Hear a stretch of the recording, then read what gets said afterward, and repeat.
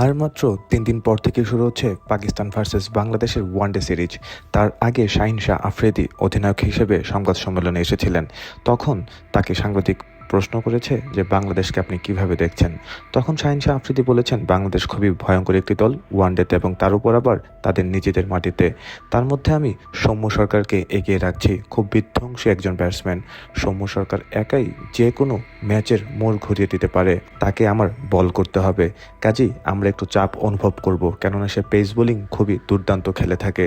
তার যে হাইট, তার যে স্ট্রোক লেভেল, সেটা অনবদ্য। হারিস রুফ, শাহিন শাহ আফ্রিদি সহ আরও অনেক পেস বোলার কিন্তু পাকিস্তানে রয়েছে। কাজেই সৌম্য সরকারকে আমাদের দেখে শুনে খেলতে হবে। সৌম্য সরকারকে শুরুতে ফেরাতে পারলে বাংলাদেশের রানের চাপ কিছুটা আমরা লাঘব করতে পারবো।